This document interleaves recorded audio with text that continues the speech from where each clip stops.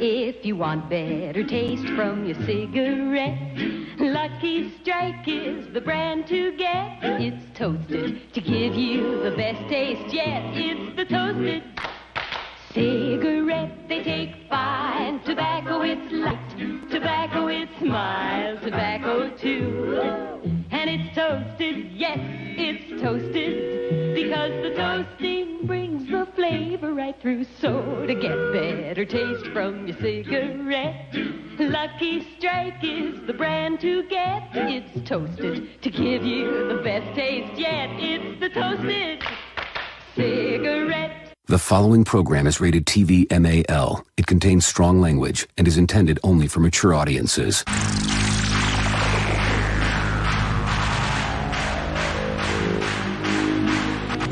TBS, America's #1 independent television network, presents the following sports exclusive.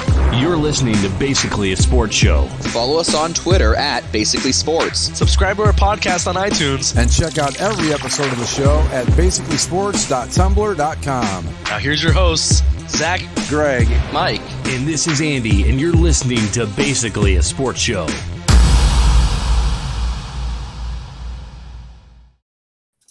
We are here. We are all on time, so I make no promises as to how good this show is going to be.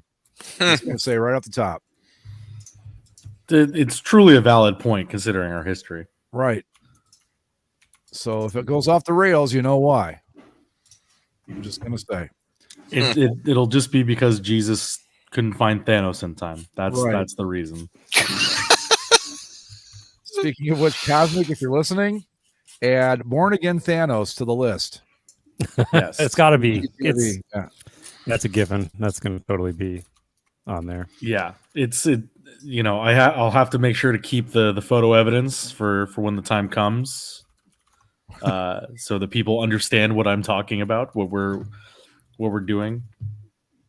But if anybody that's watching the YouTube version of this, Yes, or the live version, it's the profile picture. It's some wall mural, I believe in Los Angeles, of Thanos on his knees crying, Infinity Gauntlet removed, with Jesus standing in front of him holding the Infinity Gauntlet to the side,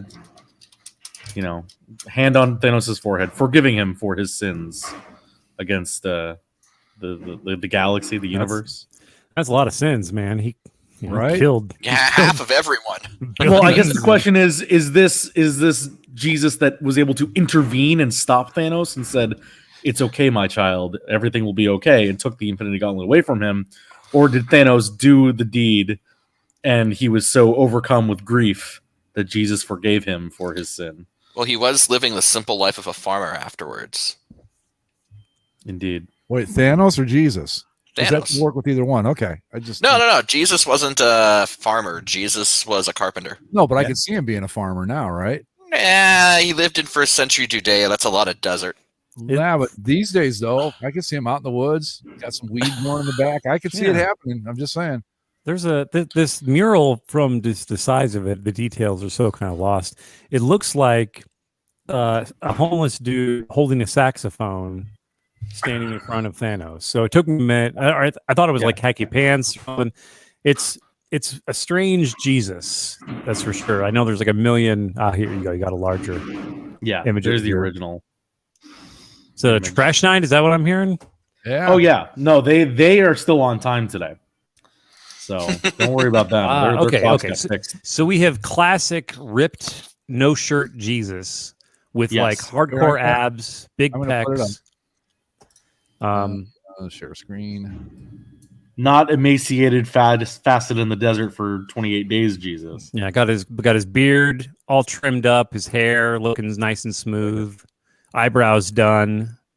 There we go. Like it's the over curated, hyper like Pinterested Jesus there in front of Thanos. And don't scroll down in the comments; it gets a little corny. I can only imagine the people who would now we have to. this. No, it's best that you don't.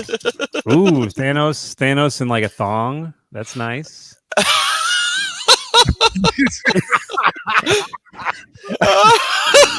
Thanos rocking a pair of stilettos there. That's pretty funny. Okay. Anyway, very nice. Very tasteful. Let's get that out of there. All right, stop sharing. There we go. Yeah, that was you got to give Jesus credit too. He's holding on to that Infinity Gauntlet glove like with one hand. Got it off the ground, no problem. Well, I mean, yeah, he's fine. He is Jesus. Jesus Christ. Chaos Boss, a Superstar. very Great musical. Fantastic musical. Yeah, got the Yeah, tattoo. you know, one of the few I actually liked, believe it or not. Yeah, got the logo tattooed on my arm. I love the two angels. That's Nice. awesome. Did you guys ever? Have you seen like the live version of it ever? Yes. No, I'm not. I'm glad you have, Mike, because I'm curious. So, Jesus Christ Superstar. I grew up listening to the original recording, and then I watched the movie, and I was insulted. And Well, there are like two movies.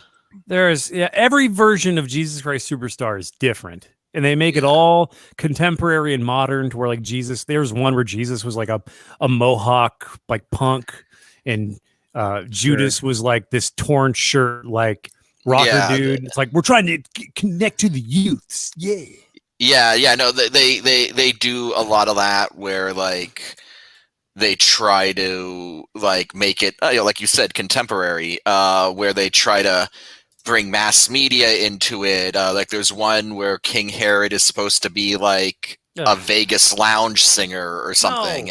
But what's funny about that shit is that like whenever they do that and they try to make the story of Jesus, like they just make it contemporary and make it, up to date and all that stuff. Like there's still that line at the end that they never change where like Judas goes like Israel and BC had no mass communication.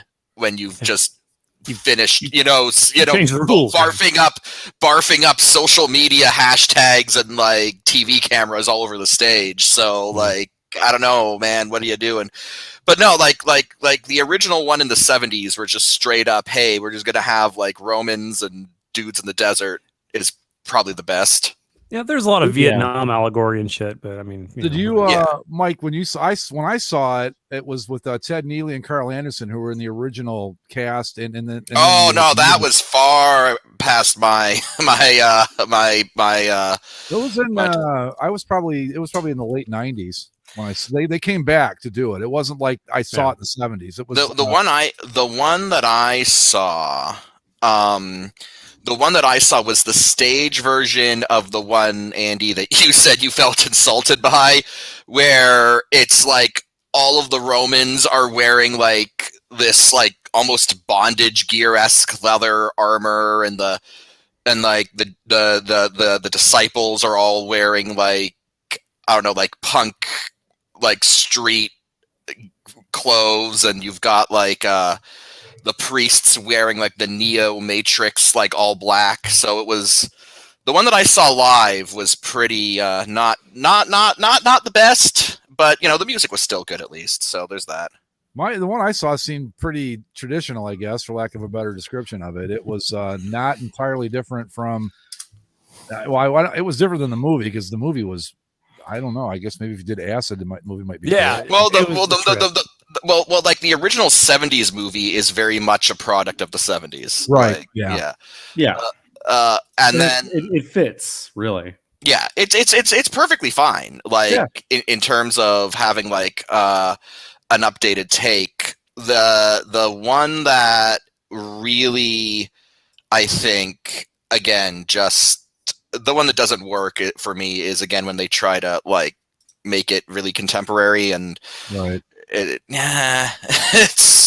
anytime they do that. I mean, especially with Jesus, where it's set like, I mean, any story of Jesus. Don't give me any modern Jesus. I don't want it. I want the like. He's got a robe and sandals. Just rags and just kind of impoverished. Don't give me the Jesus with like with the man bun and khakis and a bomber jacket. Like no, please don't. Speaking of tragedies, I may be getting gradually depressed as the show goes on because the Bears are going to be playing the Steelers here in an hour or so, and they will probably just get their fucking ass handed to them. So, yeah, I may sigh several times in disappointment. It's not a given, though. No, but it feels like it. Yeah, you never know. Strange weekend in football, though. I mean, what the Buffalo Bills? What the fuck? A strange couple weekends in a row, really, if you include last week and this week. But yeah, this one was, woof. And the Rams, dude, really? Yeah, what happened, Zach? I mean, that was Detroit Lion Matthew Stafford we saw last night. The offensive line decided to give up a shit game. Like it. I didn't get a chance to watch it live because I was at the Ducks game instead. I wanted to watch the Rams game, but it's Ducks season tickets. Go see the Ducks game. They beat the Blues. Good job by them. 4 wins in a row. No big deal. From what I could tell, it's a combination of two things, or I guess a combination of 3 things. Let's call it that. One is the offensive line play like garbage and let guys straight through the middle all game long. I think Stafford got sacked, 5 times, something like that. Additionally, penalties were a big problem, real or otherwise. If you saw that Aaron Donald. Yeah, that was ridiculous. The alleged late hit? Yeah, the one where he tapped him with his hand? Lightly pushed him out of bounds, and then somehow he fell down. And yeah. And then on top of that is... It was a classic game of Sean McVay tying himself into a fucking pretzel again. And look, Sean McVay is a genius. He creates incredible schemes. He does call a pretty good game most of the time. But then every game, at least once a game, and then sometimes it's to his detriment, he gets in these, like I said, he ties himself into a pretzel of not running the goddamn football. And additionally, so you would think him being such this offensive genius, so creative, so aggressive at his play calling, he's awful at deciding when to go for it on 4th down. And when he just does decide to go for it on 4th down, he's awful in choosing what plays to go for on 4th down. So like he rarely, if ever, chooses to go on 4th down when he should. And then on top of that, they lead the NFL with 6 4th down passing attempts, which I think only one of them have been completed. And it's like, just plow forward. If you're a good enough football team, you can get a yard on the ground. Just I have a question. Stop thinking about it too hard. Is Kevin Stefanski part of the tree? No. Because that's a problem the Browns have too. They'll go for it on 4th down and run the most dumbass play you've ever seen. Yeah. Which is usually but like Mayfield getting sacked, but every once in a while they'll actually run the play and it falls apart. Yeah. Badly. The other problem that the Rams end up having because of that, because of his aversion to running the ball, the worst place that you can actually put the Rams if you're an opposing defense is get them at like 1st and goal from the 5. And then they will just throw. They'll throw little fades to the end zone. They'll try to wait on crossing routes, and it's like, just run the stupid thing. And you're gonna if you have 4 shots to run it in from the 5-yard line and you don't get it, that's on you. You should be able to do that. How is there not, like, every single one of those plays should either be a run or a play action? Like when you're in goal, when you're like a red zone offense, like how do you not basically default to play action every single time? Because I mean, like, what do you have to lose? The defense is, there's only so many mentalities you can have when you're that close to the end zone. Yeah. And really the game turned early when Stafford had those 2 bad picks. Yeah. The one. Yeah, and the one where he should have just ate it and take the safety and live for another day, and the other one was just a bad pass. It happens. The whole game, like, overall, it's just one of those shit games you kind of flush down the toilet. There were a lot of those going around yesterday. You had Denver going into Dallas and just curb stomping them, and I mean Broncos, Cowboys. The Giants beating the Raiders. I mean, the Raiders had a pretty bad week, all things considered, too. It looked like the Ravens were going to lose to the Vikings. The Chargers were almost going to lose to the Eagles. And that Jags Bills game, which is like 6-9. That's all you got. Urban Meyer's probably going to last the season because of that shit. So thanks for that too. Yeah. So that game, we also gave us the Josh Allenception. Yeah, that was cool. Defensive end Josh Allen sacked, intercepted, and recovered a fumble against Josh Allen, the quarterback of the Bills. I love when this kind of stuff happens. It doesn't happen really ever, but it was like the last time it happened was 1983 or something like that. A same name player sacked a player with the same name kind of thing. It was the first sack ever because they've only been recording sacks officially since 84 or something like that. Gotcha. Yeah, just ask Deacon Jones. He'll tell you that he's got 8,000 sacks because they didn't keep track of them back then. Yep. Yes, it was. Yeah, it was I just to, like in that vein, one of the Rams games I went to in the pregame, they were playing a video feature on the Pearson 4, and Deacon Jones's wife was being interviewed, and she said he had 18 sacks in one game, and I'm like, that seems that seems like a lot to me. There's also a clip out there running around of Deacon Jones on NFL Films where he is just casually talking about like smacking women, and it's of course it's awful, but it's hilarious. It's just how matter of fact he is about it. It's just the funniest fucking thing, and it's different, but it's different era, man. Yeah, wow. I don't think that was ever okay, but yeah, he's just like, oh yeah, sure, man. When we gets out of line, I'll smack a bitch. It's like, okay, sounds like what's the Sean Connery interview with Barbara Walters. Oh, where like, she desperately gave him like every opportunity to salvage it and like walk it back, and he just kept going. Sometimes you have to smack a woman to get her to know a place. He's like, do you really? Really? Huh. You want to elaborate on that? I mean, you take your hand and you strike the mouthy bitch. You hit her in the face. Okay, 007. Jesus Christ. You go ahead and try that, dude. I'm not going to go that route because I'd have to be asking one of you guys if I could stay with you if I ever did something that stupid. Anyway, of all the weird results we saw over the weekend, is there anyone that sticks out to you as like more concerning than any of the others, or are they all flush it and move on? I think flush it and move on. Maybe the Bills a little bit because Jacksonville doesn't have a good defense, right? I mean, other than Josh Allen, the doppelganger, but they're not. I don't recall thinking of them as they're good on defense, but they can't score any points. The only thing that concerns me about about Buffalo for the Jacksonville game is that they also had the game in week 1 against Pittsburgh that they should have won, and they blew that. And so I don't know. If I were a Bills fan, maybe I'm a bit worried that maybe we're prone to playing down to competition. Well, they were talking about this on the Bill Simmons podcast today that the Bills had they lost to the Steelers. They lost to the Jags. Who was the other team that beat them?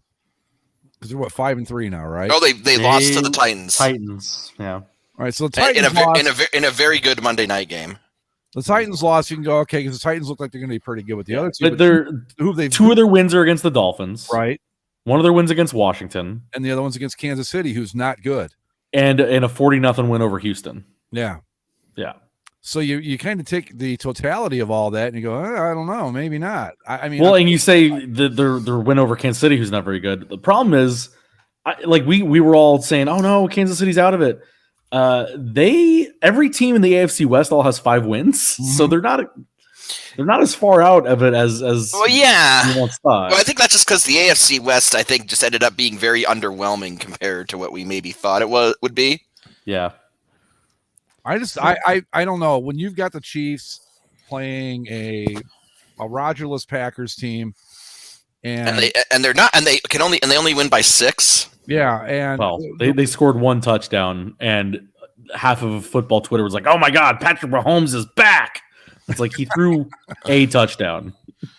Relax. Yeah, no. The Chiefs have not really been like the Chiefs are a problem, and the Chiefs are probably better than are probably worse than the record indicates because there have been a few games that could have gone either way that they just barely managed to pull out. So sure, but like to say that they're out of it beyond the fact that the AFC West is all 5 wins, the only other teams that have more than 5 wins in the AFC are the Ravens and the Titans. Yep.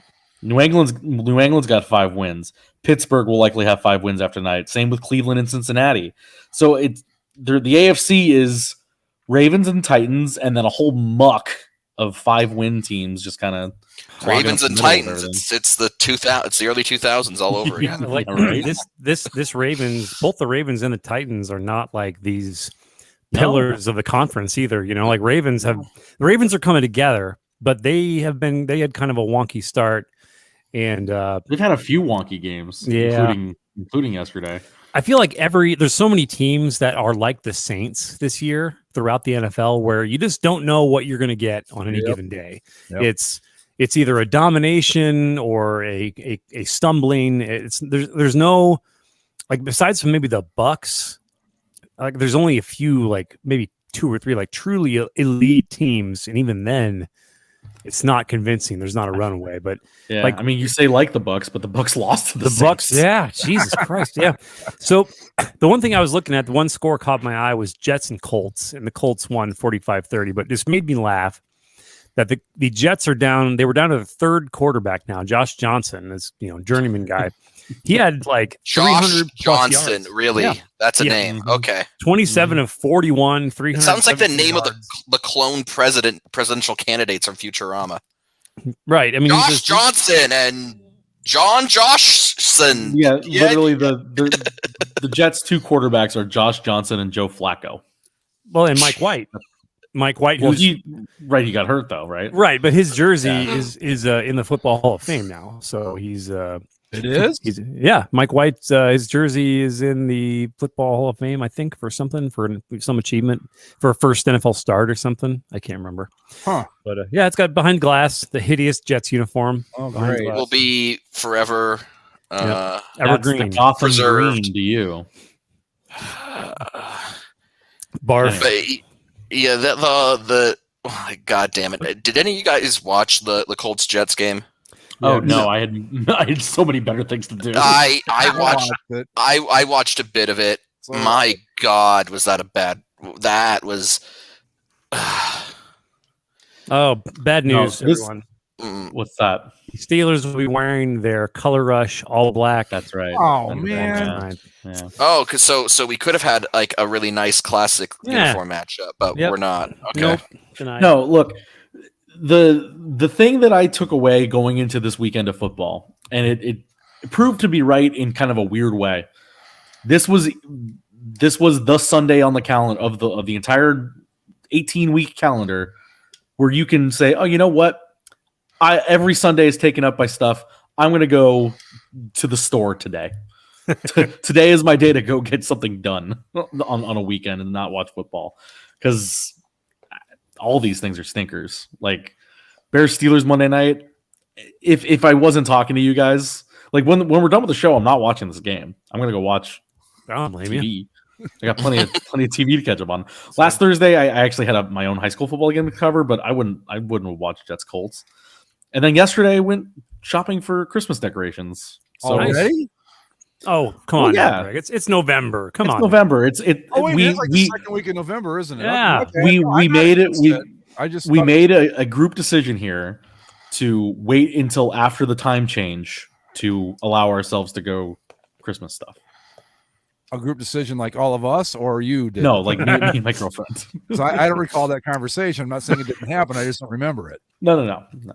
No, I run this stuff by us before you make those decisions. Well, yeah, but like this is our first apartment together. We don't have our own Christmas decorations, so you gotta go start that box that's gonna live in the garage for 10 months of the year. Yeah. Can I give you some advice? What's that?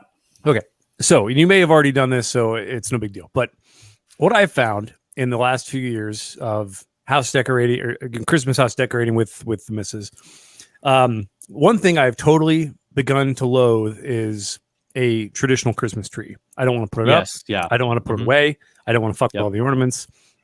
Yep. Like we have literally downsized to one of those like ceramic trees you just kind of plug in. It's like the size of like a big, like a football. Like that's it. That's gonna be our tree this year. It's such a pain in the end. We don't have space in the apartment for like a big tree. Like we were at Michael's, that craft store. Yeah, Michael's and they cool. have I was there this weekend. I got a really cool case for some of my memorabilia while I was there. There you go. They have the tree displays, and I think the one that we're going to go with is like this. They call it like a pencil tree, where it's like it's just very thin and tall because it'll just fit in the corner. And we don't have a whole set of ornaments. We're not going to buy like one of those cases of little baubles. It has the lights already on it. Maybe we get some tinsel, or I have a couple Christmas themed Star Wars Funko Pops. Maybe put them in the tree. But that's about it. Sounds good. That's, Otherwise, minimal's the way to go. It sounds like you're on the right track. So well done. Yeah, we bought like a Christmas themed pillow and blanket. Yeah. Andy, do you What else guys I got? do lights on the house at your place? I put lights around the front door because there's already like a plastic border, and that's it. I'm not fucking with putting lights on it, gutters, nothing like that. It would look great, but it's again, I've done that for years with the lights across the top of the house, and I did it. I mean, I can't even. I don't know, 20 years I did that shit. And one day last year, I'm out there and I'm like, you know what would work better than these damn clips? Clothespins. And I did it, and I put the lights up in like 10 minutes because the clothespins are just like perfect. And I thought I'll never be a NASA engineer because it took me 21 fucking years to figure that out. I mean, I'd be out there fighting with those clips for hours. Yeah, trying to get it, and then I'm like, clothespins, just bang, bang, bang, and it was done. Nobody's I want to get a little lights for inside the apartment, but just like drape them over the the window blinds. You can't decorate enough for me. I mean, it's like if you want to go hog wild, I'm cool with it because Sure, I love to be festive. Yeah, I mean, and to me, there's no such thing as an ugly Christmas tree or bad decorations. It's just I love all of it. But I do agree with you, Andy. Like at a certain point, like you don't think about it when you're putting it up, but every year when you're taking the tree down, and you're putting every single individual ornament back in the box. Like, God damn, we got too many of these things. It shouldn't take more than like 30 to 40 minutes to put all your stuff away after a holiday, in my opinion. Like it should just be like with Christmas though, with all the lights and all that shit. It's just very tedious. I need you to decorate my house, man. If you can get it to the point where I'm done in 40 minutes after it's over, that'd be great. But that's the beauty of having like, we have blankets, we got the pillows, we got like some shit to put on the mantle, and like you can get enough with a bucket full of stuff, and it won't take that long to put up. Whereas the Christmas lights, the ornaments, the tree, you got to take all the arms off and stuff. Yeah. It adds like an hour and a half to the whole deal, and it's just not like my family is very they love decorating for everything. I think there's only one holiday that I legitimately would put up decorations for, and that's Christmas. Every other season does not need the seasonal sconces and whatever. No, we only do like for Halloween, we stick like this little fake pumpkin that's got a light inside of it, and that's the end. My mom has like a whole rotating menagerie for the front yard of her place. My grandmother last year, she bought one of those tiny Christmas trees, but she liked how much it looked in the hallway before it got decorated, that the tree now lives in the hallway all year. And she just decorates it for whatever holiday is coming up that month. I hate that. I hate the holiday, just whatever, the Halloween tree and shit. It's like, fuck that. Halloween tree, St. Patrick's Day tree, Flag Day tree, There is a house where I live here. It's about 3 blocks away. And they go like Christmas all out for every, like Valentine's Day, St. Patrick's Day, Halloween, 4th of July. That's cool. I mean, like they go way like, lights on the house, the whole bit. It's just crazy. Mike, are you glad you have to worry about this Christmas decoration shit? Yeah, I was gonna say I've got my menorah out, I've got my mensch on the bench out, and that's done. When I was at the Home Goods, misplaced amongst all the Santa Clauses, there was 2 boxes that were a baseball menorah and a soccer menorah. So instead of lighting the candle, you just put a baseball in the thing. I'm not sure. Lighting a candle. I'm not sure that's in keeping with the story of the Maccabees. But I'm sure Sean Green would love it. Right. I was just going to say, Chaos Blast made the point I was going to make. That's former GTOV champion Mensch on the bench. Exactly. The bench is doing quite well. Yes. Well, wait, Mike, are you telling me the Mensch wouldn't approve? He was the official team mascot of Team Israel. That's true. He was. But but no. Like the Christmas decorations. Actually, it is actually funny. Despite being Jewish, my mom converted to Judaism, but she wasn't raised Jewish, and so growing up, we actually did have Christmas decorations because my mom grew up with it, and she so we did Christmas and Hanukkah, and I thought it was a really nice combo. I like the Hanukkah stuff, but you know what? The smell of pine is also nice. Yeah. So, did you ever do like because I've seen some houses that do the Hanukkah lights, and so they're white and blue Christmas lights. So what we did, we didn't do white and blue. What we did was just straight white, like no color. We just did straight white. That's popular. And so it's kind of like it covers both. Wait a minute. Popular neutral option. So like white and blue could possibly be like Hanukkah lights?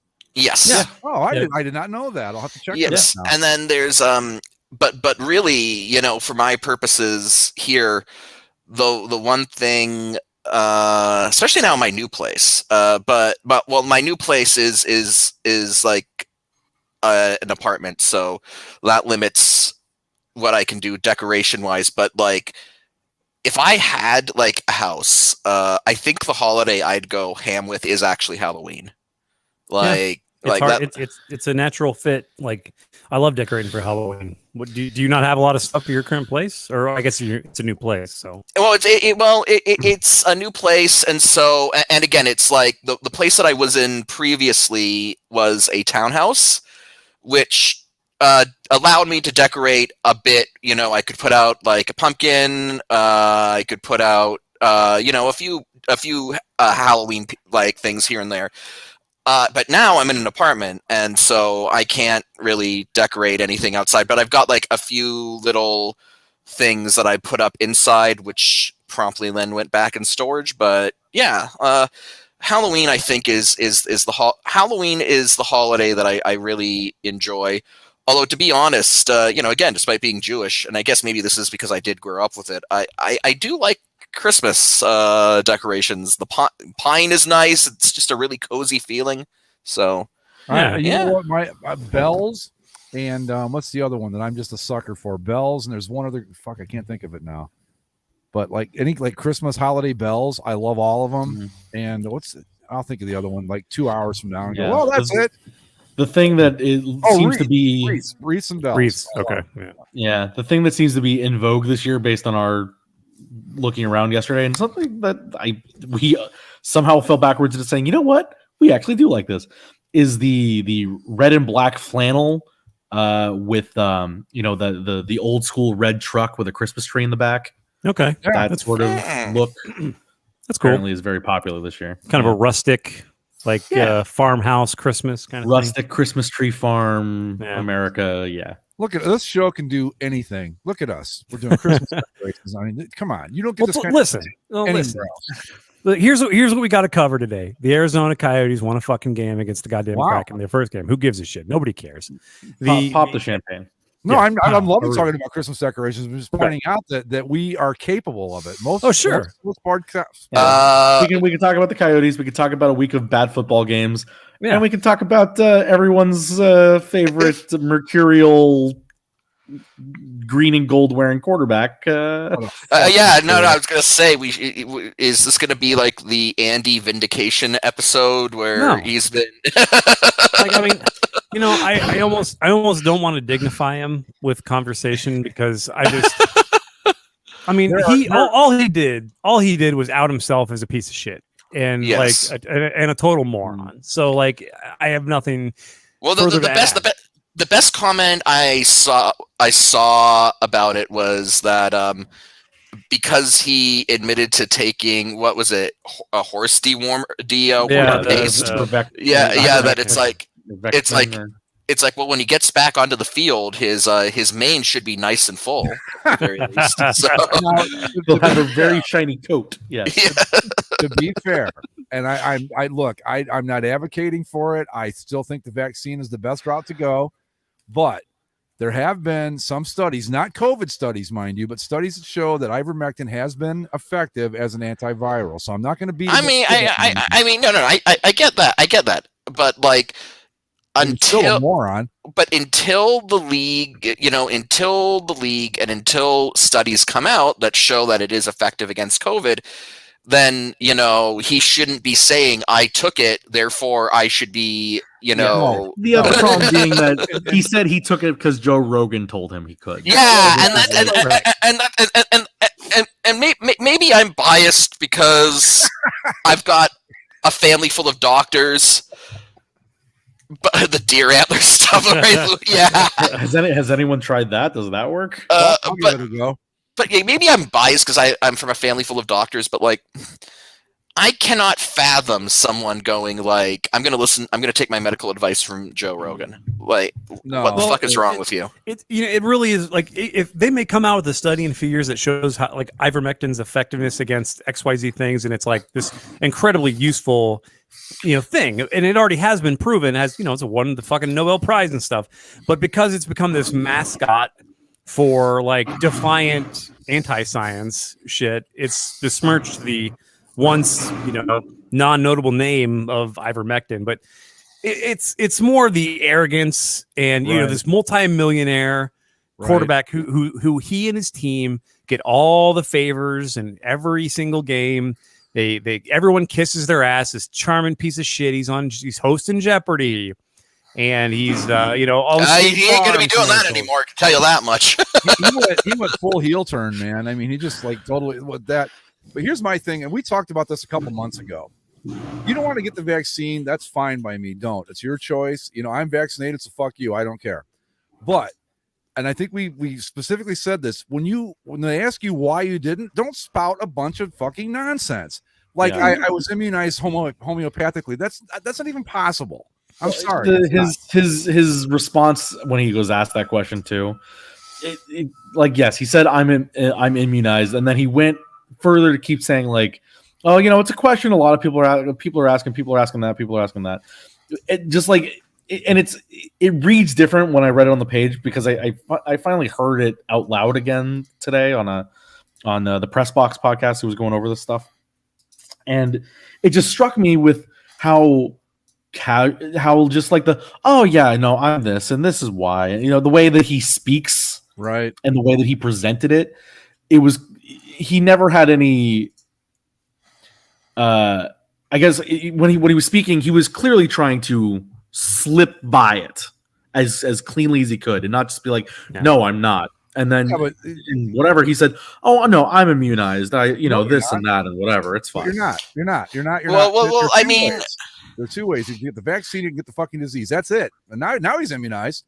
But now he doesn't have to get tested again until after the NFC title game, which is kind of crazy. But go ahead, Mike. It's just like the whole thing again, and this kind of goes back to what Andy said, is that it's just this whole fucking like anti-science, defiant anti-science anger. Right. That he's a critical thinker. Is he though? Like, I feel like every discussion, every time, like I love how people are bringing up like, oh, Aaron Rodgers is really smart, and I even did this on the boards. I just want to constantly play that clip from Thor Ragnarok. Is he though? Like, come on. Well, you say these people that say they're critical thinkers and yet spout the same things that from people that aren't critical thinkers. Well, it's hilarious. It's like the same critical thinking that's done on Facebook groups across the country. Well, that's something else I wanted to bring up. He mentioned how before the NFL season started, he did his homeopathic, I guess, tree oil and wheat smoothie. Don't forget the crystals. And crystal, meditation thing. And he wanted that to be treated like the vaccine for the NFL's guidelines. So he brought his treatment to the NFL and tried to say like, hey, can you consider this as good as vaccination? Sign my permission slip, Roger Goodell. No. And the NFL, and according to Rogers, they quote like they thought I was a loon, and it's like, really? Yeah.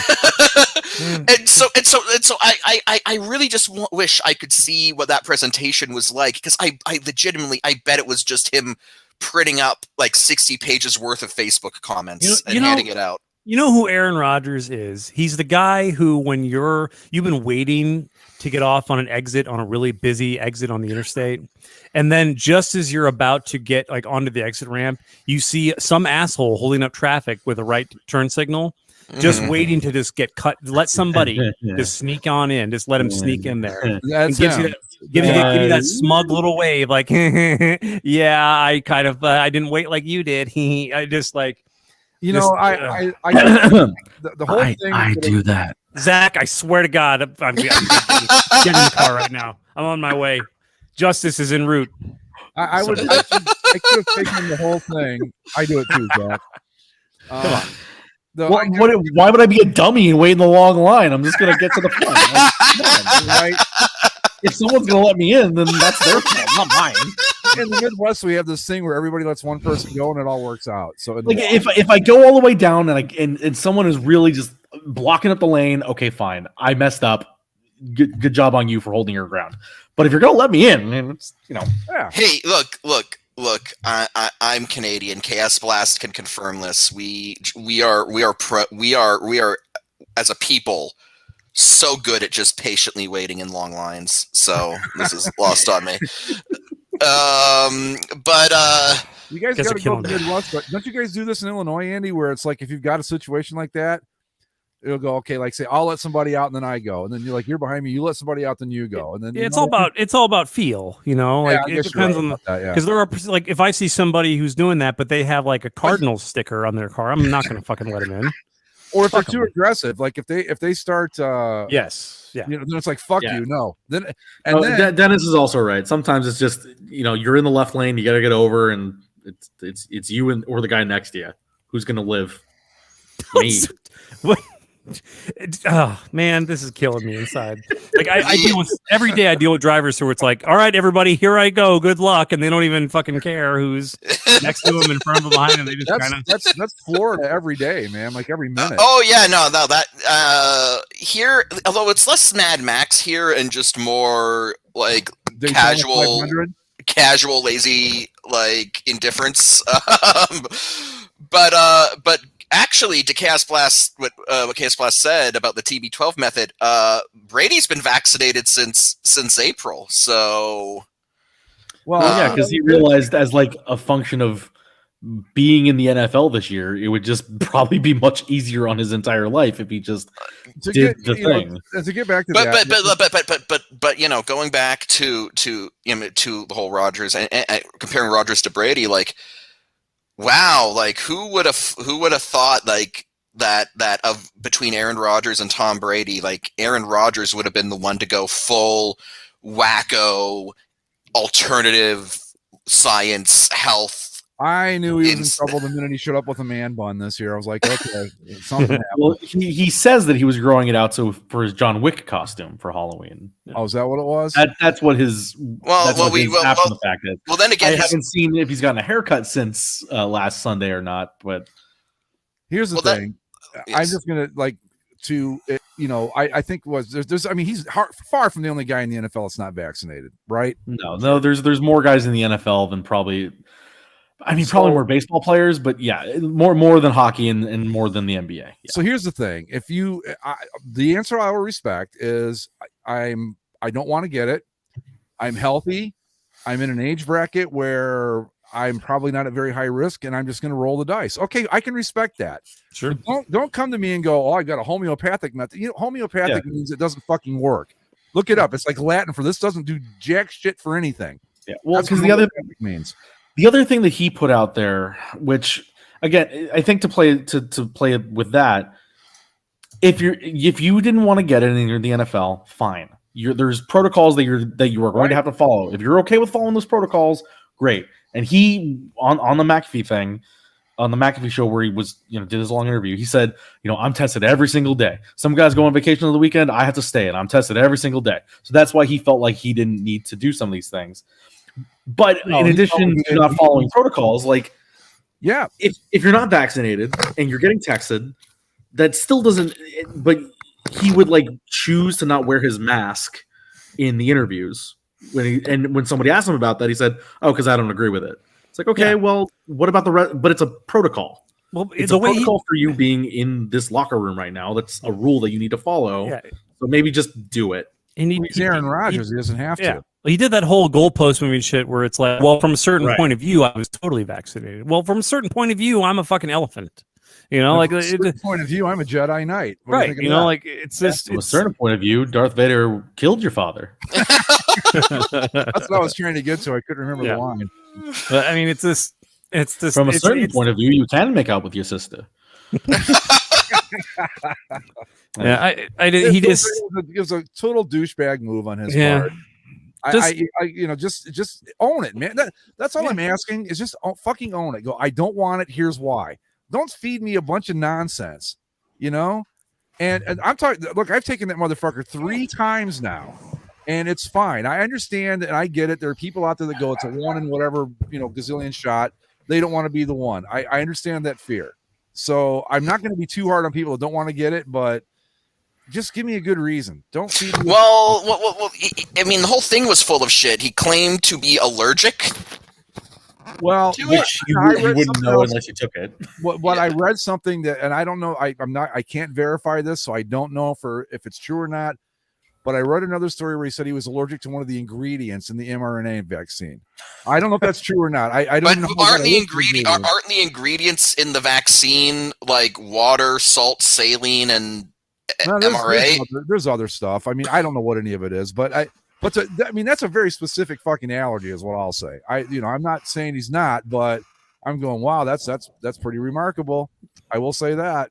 So, yeah, of all the optics, he chose the worst way to get the worst possible optics.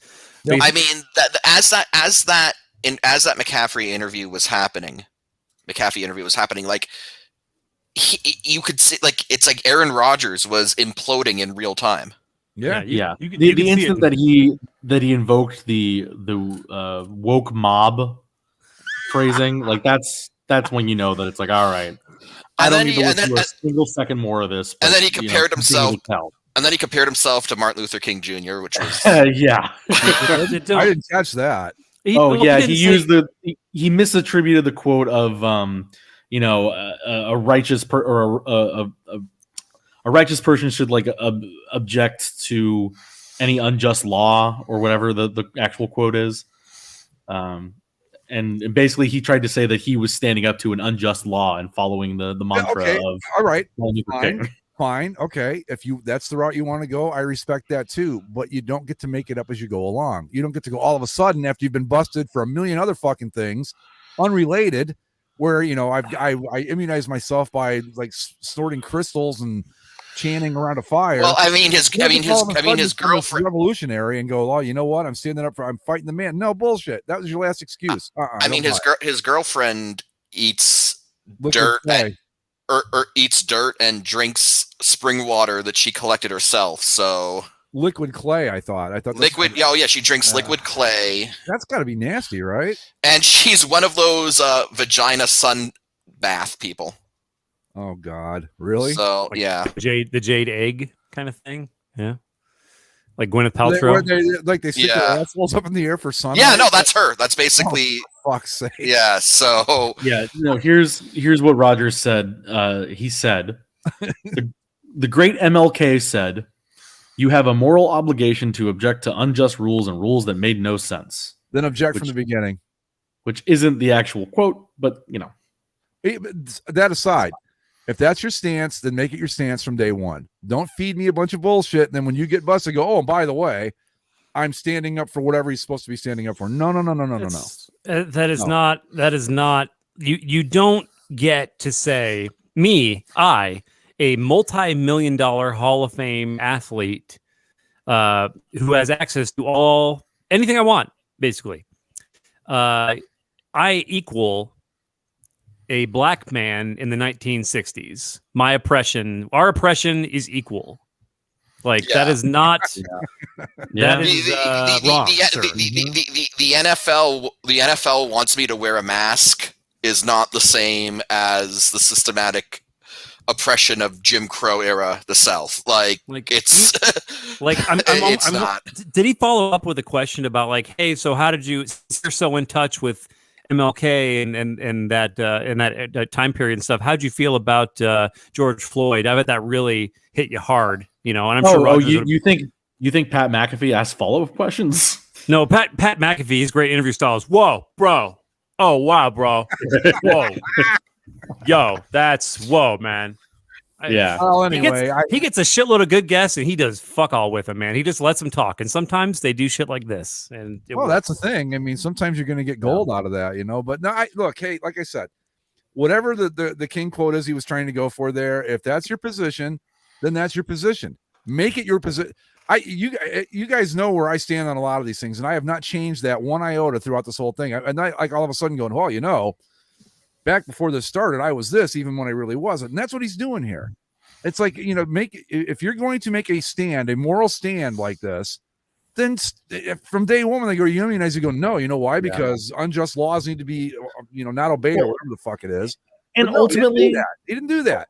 And ultimately, from beyond like public persona stuff or political stuff or whatever, I think where I come back on the thing that's probably the worst about this is kind of to piggyback off something Terry Bradshaw said on the NFL pregame on Sunday. The great prophet Bradshaw. I love Terry Bradshaw. The Fox NFL guys buried Rodgers. Oh, yeah, they really went after him. And basically, it's not, he lied, not to us or to the media or whoever.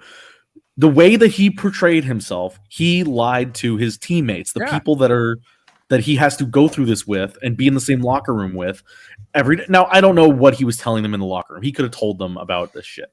But like to go out there and try to pass it off of, oh, no, I'm immunized. No. These are the people that, because you chose to do what you chose to act how you did, you chose to live how you wanted to, which is within your right. But if you're going to do that, you have to make sure that you're still trying to do your job correctly and be able to be there for your guys. Now, yes, he will still be there for the rest of the season, but ultimately he's going to miss 2 games in the middle of this season that maybe he can come back next week, but I doubt he'd be cleared on Saturday. Yeah. Would that make him eligible to play on Sunday? I don't know. If he's cleared Saturday, he can play Sunday, I think. But will he? I guess is a better question. I don't know. Either way, he can miss up to 2 games, which they will probably lose both of because Jordan Love's not good enough. No, Jordan Love's fucking terrible. That's that. Right. I sent you guys that gif of like, the Packers medical staff after seeing Jordan Love like holding him down, like trying to poke needles into Aaron Rodgers. I think the thing that bothers me the most about it is that he pulled the "I'm Aaron Rodgers, I can get away with this" card. He played that, and not necessarily like blatantly, but that's what this is. I'm Aaron Rodgers. I can do whatever I want. I'm the State Farm guy. I'm the Jeopardy guy. Like, fuck he's not going to be those things for long. Well, State Farm already backed him. State Farm said. Did they? Yeah, they're cool. Like I said, they said that they disagree with his stance, but they respect his right to. I don't know. I think that everybody. I think everybody should get vaccinated. I would like to see everyone get vaccinated, but it's not my call to make. I can only take care of me. So I just don't get this whole, like, why did you lie about it? Why the fuck, if you were making some grand political stand, did you not say he thought he was going to be smarter than everybody else? Well, that's the problem. He thought he could skirt the system. He knows just enough trying to be like a fucking idiot. That's his problem. He wanted to be the super smart guy in the room and be like, nah, man, I'm immunized. But are you vaccinated? I'm immunized. Like, okay. It's like, it's a yes or no question, dude. You don't need to. It's like, that was not an option. And then 8-10 weeks later, you come back and go, oh, well, by the way, I'm making this grand moral stand. It's like bullshit.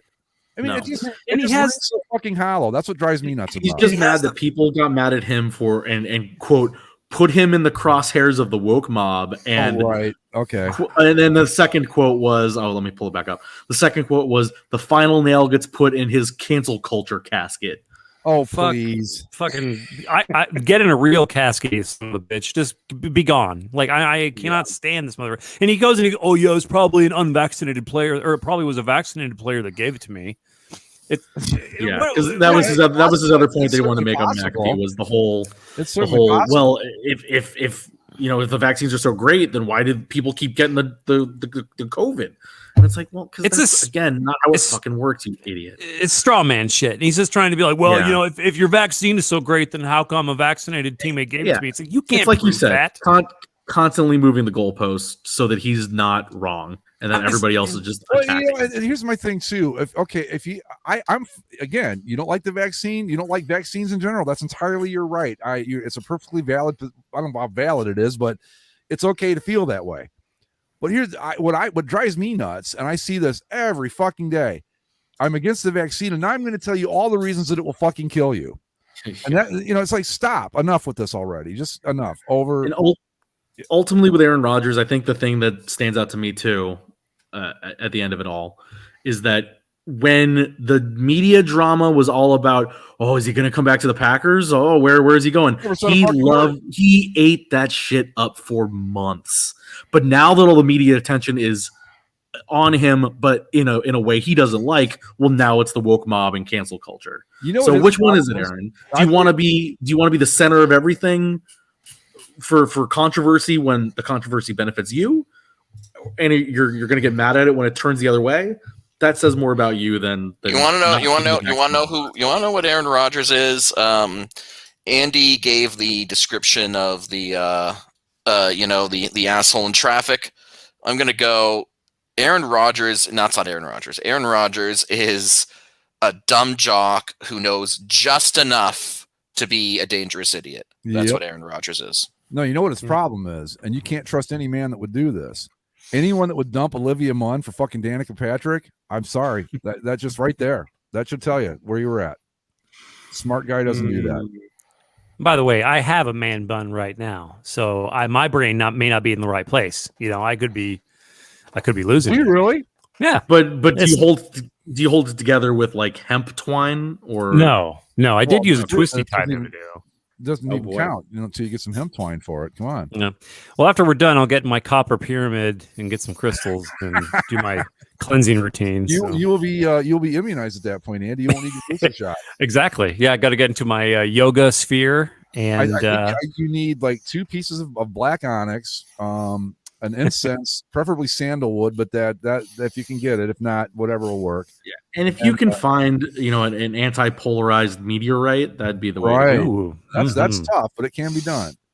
Anyway, yeah. So that's my thing. It's like, be consistent. If you're, like I said, there's a lot of people in sports that aren't vaccinated. You don't hear a fucking word about them because they're like, okay, I'm not going to do this. This is what I have to do in order to stay with the team. End of story. Fine, I respect that. But this was just such, dude. He was a jackass before this. All he did was really confirm everything that we'd always thought about him on the show. I mean, especially Andy. Andy's like, Andy should not even be surprised by this. You should be like, yeah, of course this motherfucker's acting this way. It's just, again, validates suspicions, or suspicions validated. I'm not surprised, but I'm also just, it's like, how have people not seen that this is who he is the entire time? And a lot of people have. But I just I want him to be in some sort of a pit that slowly crushes him. And I think that his existence is now, useless. Let's just be done. Let's move on collectively from the Aaron Rodgers chapter. Just let him fade into the ether like a Thanos snap. Just right after he wins the Super Bowl, so I get my shareholders ring. Then we can just chuck him to the side of the road. Speaking of consistency, we are not consistent in our picks. Not going great. I quit. I'm not even doing it anymore. No, come on. I'm kidding. Who did I miss on this week? You missed the Cardinals and 49ers. You chose the 49ers to beat the Cardinals. Which did not end well. I don't know. God. Well, it almost looked like it would have played out for you because Kyler Murray was out, DeAndre Hopkins was out. Yeah, but I guess forgot. that doesn't matter so much when the 49ers are terrible. Colt McCoy was around, though. I didn't know that. If I'd known that. The perfect Texas quarterback, Colt McCoy. Right. Well, let's not get too hasty there, Zach. You did choose the Bengals to beat the Browns. I did. And, that was a mistake. Yep. No, I know. As soon as that score started popping up, I said, fuck. What the fuck's wrong with the Bengals? Remember 2 weeks ago? This is like the Bengals time. Wow, they beat the Ravens. Here they come, and then the Jets and the Browns. The next in the 2022 draft, they got 7 picks, right? Yeah, I would pick 7 offensive linemen if I were them. That's what they need. I'm serious. Yeah. Just that's their problem. They've got talent. I don't think they're done yet. I don't think the Browns exposed them or anything. I think that Burrow had a bad day, and Baker Mayfield, didn't fuck up too bad. So that's what happened. And you know what? They did the smart thing. They're like, we've got the best running back in the NFL. How about we hand him the ball once in a while? Hey, there you go. Worked out pretty good. Anyway, go ahead, Andy. Sorry, I didn't mean to. That's all right. I didn't mean to cleave jack us there. Sorry about that. It's all good. Patriots came through for Mike. I don't know why that was a game. I guess the scoring line was close enough that Mike chose it was Patriots Panthers. Mike, of course, chose the Patriots and was correct. Sam Darnold went out there and whoa, did he have a Sam Darnold game? I wonder if he just had like Belichick visions, like the distractible game, or is he truly cooked finally? Because he and the Panthers started out really good, and then just everything fell apart. I just yikes. I think so, Chaos Blast. Yes, I think picking all offensive linemen would be better. All right. Yeah, Packers. I chose the Packers to beat the Chiefs, and that did not go well. So yeah. Well, to be fair, you picked the Packers to beat the Chiefs before Aaron Rodgers. Before Aaron Rodgers imploded. Yeah. Right. So right now the standings are: Mike has nearly a runaway. He's 7-2. Why? You go, man. Zach and I are 5-4. Defended my title. Got to defend that title. And Greg I've come back down to earth. I was an early leader. What am I like 2-9? 3-6. 3-6. Jesus. Yeah. Andy and I can still make the playoffs. That's I've got, what have I got left here? That's 9. I got like 8 weeks. I can still make a run here. I don't think. I mean, we're all making the playoffs. I guess. I don't know how this is going to work. So this week we have 6 games to choose from. I'm going to run down this list here, and I want you guys to tell me if you think they are games that should not be on this list. Okay. All right. And this is in no order. Chiefs and Raiders. Yeah, that should be Saints and Titans. Browns and Patriots. Okay. Seahawks and Packers. Vikings and Chargers. And Eagles and Broncos. Well, can we just find out that can we just get confirmation that Russell Wilson is like an anti-masker or something, just so we can justify that hatred too? Is there anything he could do that would let me ask you this. Is there anything he could do to swing us in the other direction on him?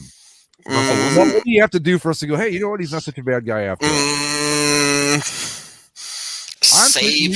I would say save some puppies from a burning building, but I'm sure he's already done that. Well, given that it's Russell Wilson, there's a good chance he trapped the puppies and set the building on fire just so he could save them. See, that's what I'm talking about. That's some Russell Wilson hate right there. Yeah. If he saved puppies, he'd be like, yeah, we know he put the puppies in there and set the fucking fire, so screw him. All right, guys, I'm going to let you ponder over the week 10 matchups here for a minute. I'm going to go and feed my annoying dog, so give me just a minute. Okay. So, yeah. Before Russell Wilson murders them.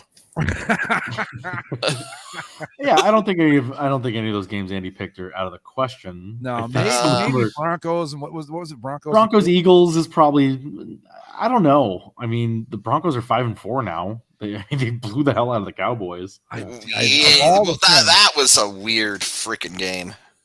You know what's funny about that? I mean, nobody cares about my fantasy team, but with Rodgers, putting his head up his ass, and then Kyler Murray being out, I went without a quarterback. I'm like, Teddy Bridgewater, why not? And he actually did okay for him. Well, yeah. I mean, I think speaking of Rodgers being out, I wonder if we should take that Seahawks Packers off the board.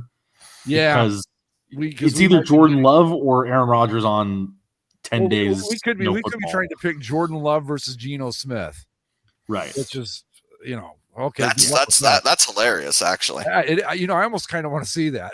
Well, I mean, I'm all for. I've just embraced this season's been so weird. I've embraced chaos. Oh yeah, which is why I'm disappointed that the Lions didn't pick up Odell Beckham.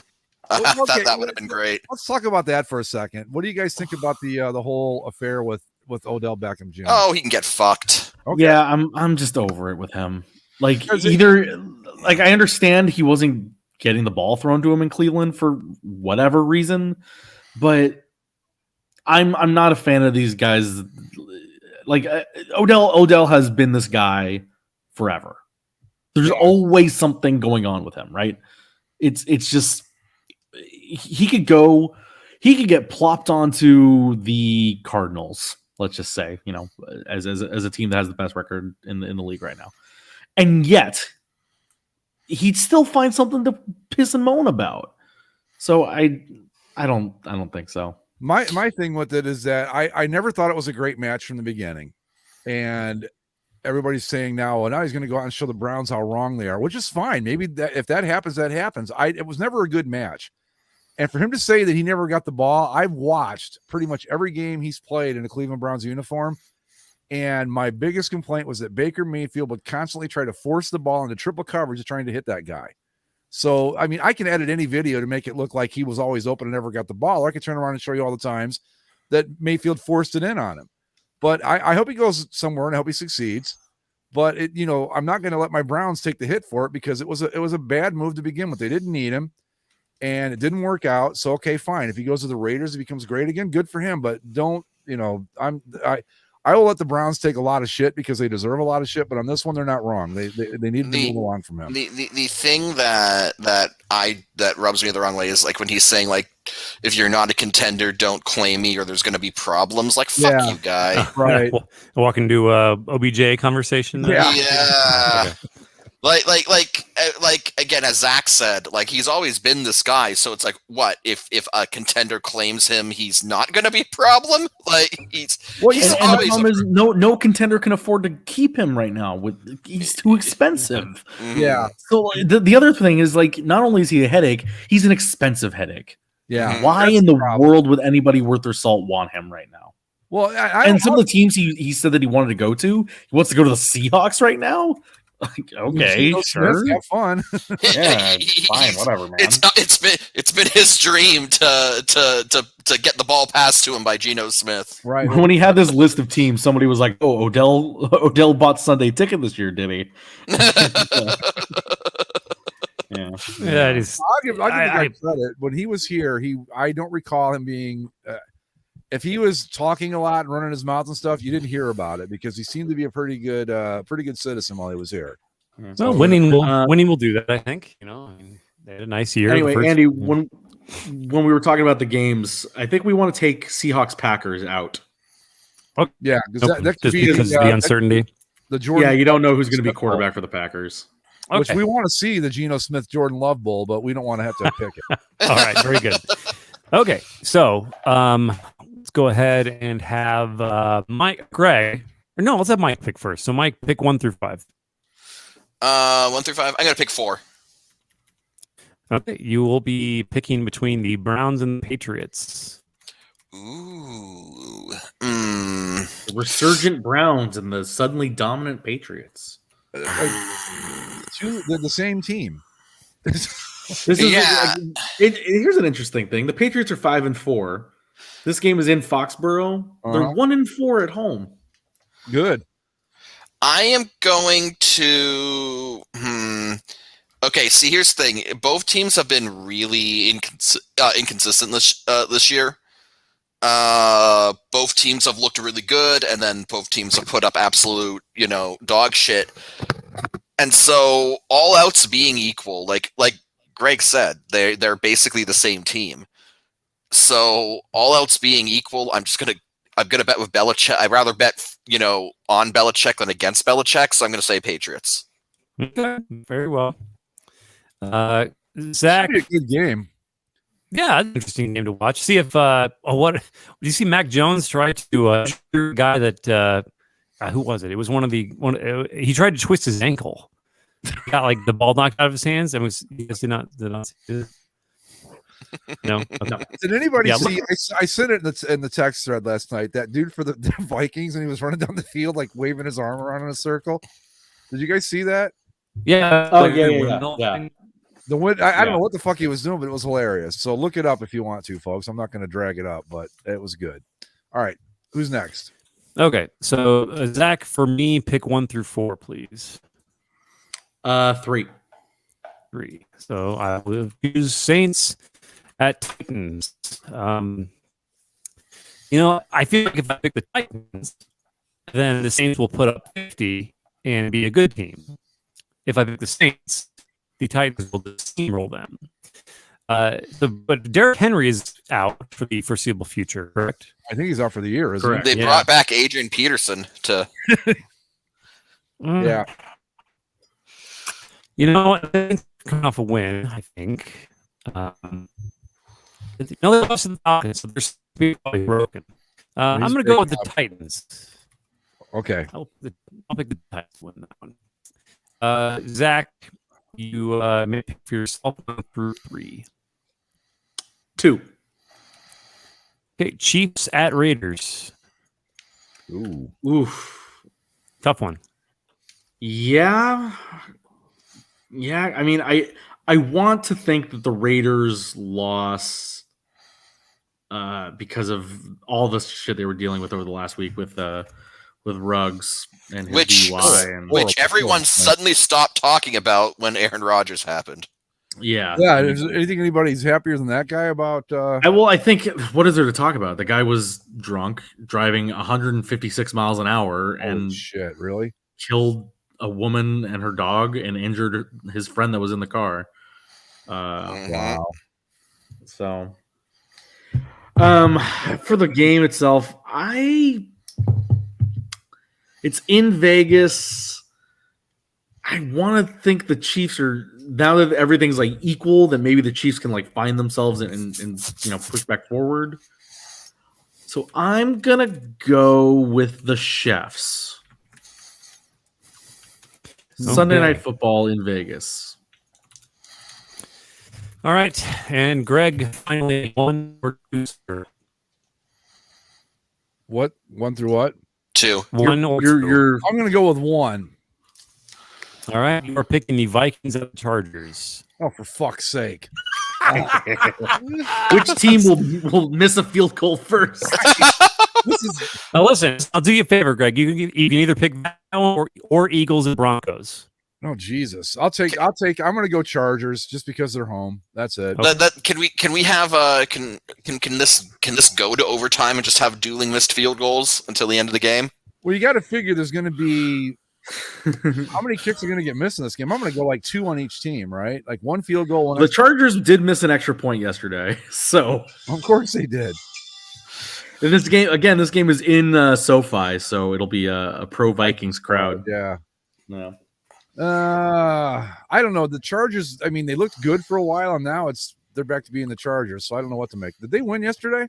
They won. Yeah, they pulled it out. Who'd they play? Eagles. They almost lost. I'll go with the Chargers. I'm going to go with the Chargers. Yeah, the Chaos Blast is right. Are the Chargers really at home? Well, they're in the town they play in. How about that? They're in the town they play in. So By the way, congratulations, Chargers. They're moving out of Costa Mesa in 2 years. Oh, they're moving out of the strip mall? They're moving out of the IKEA warehouse. Yeah. They're they bought some land in El Segundo down the street from where the Kings and Lakers practice. Well, good for them. Kings, Lakers, and Clippers also practice at El Segundo, I think. I like they're in Playa del Los Rey. Angeles Chargers of El Segundo. That's got a nice ring to it. I like that. Yeah, at least it'll be in LA County now, and you can. They need to move back to San Diego. The Los Angeles Chargers of El Segundo. That sounds like the title of like an old Western kind of serial or something from like the 1940s, 50s. The Chargers of El Segundo. You are so glitchy and robotic right now. Yeah, you are. I thought maybe it was just me. Like sometimes I that way, and everybody else. I guess we made him mad. No, I think he's trying to reset. Yeah, probably a good idea. So we got all our picks, right? Yeah. We've gotten well over an hour into the show, and we haven't talked. The World Series ended, and we haven't mentioned it at all. We didn't even mention it in our text chat. I'm going to guess it's because we didn't watch it. Will probably be why we're not talking about it. What was the picture of Astros Wolverine? I think that just sums it up beautifully. No, that was it. The Atlanta Braves. Good for them. Way to go! First one since '96. And then they had that freaking parade. the parade that looked like a race car. The NASCAR parade. Yeah. Because of the stadium move, I guess they had two separate parades. Well, they had one real quick, or what? Well, right. They did one in downtown Atlanta, and they did another one in the suburbs to the stadium. Did they have? Well, I mean, it's better than what the Devils did for their Stanley Cup parades. Well, they just had parking lot rallies. Yeah, they just had a parade in the parking lot, which is what the Ducks had to do too. Like, I think in the instance of the Devils and the Ducks, like, there's no downtown to speak of. What do you drive through? I could have sworn when the Angels won the World Series, they had like a proper parade through Anaheim. They had a parade from Disneyland to Angel Stadium. Yeah. Oh, okay. All right. So here's the question: that's a more straight line. And at the time, the Angels were owned by Disney, so they also had a parade down Main Street, USA, in Disneyland. So cool. Different times. How much of the World Series did any of us watch? Not one single second. 0 games. I watched the last 2 innings of Game 6. Oh no, I should say no. I watched the final 3 strikes on my phone. I watched like I said, the last 2 innings because I thought, the Braves might pull this off. So I told myself I would watch it if it went to Game 7 and we had a chance of an Atlanta choke. I would watch it if the Astros got it to 7. I would watch Game 7, but they didn't. So yeah, no, I specifically did not watch anything, and then I do like to watch the final out of any season or the final seconds. Right. That's just to say what I was there. All right, this is it. I want to see they won. There's the trophy. Have a good off season. I mean, I don't know. It was just, I guess, due to the fact that I kind of hate both teams, so I just had no interest in it. Oh, yeah, God, no. Andy, did you watch a single second of World Series baseball? First of all, do I sound like a robot? Not as much. No, you're good. No, you're fine. Okay. No, I watched no World Series games at all. I did see the bus going like 40 miles an hour. That was awesome. I have to know there because I did see other portions of the parade where they were driving normally. I also saw a portion of the parade where the police tried to arrest Tyler Matzik because they thought he was just somebody that jumped the fence of the parade route. He's just I'm just a drunk guy wearing a baseball uniform, but I'm the one that's supposed to be here.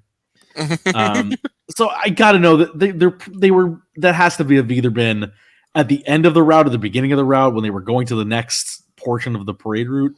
Because that's just silly. Don't ruin it. That was fucking hilarious. Don't ruin it. Because that's just silly. Like, that was great. Only Atlanta. Yeah. I watched, like I said, I watched the last maybe 2 innings. No, I take that back. It was the last 2 innings, top of the 8th. I started watching Game 6. That was it. Who can watch this stuff? I mean, honestly, who can watch?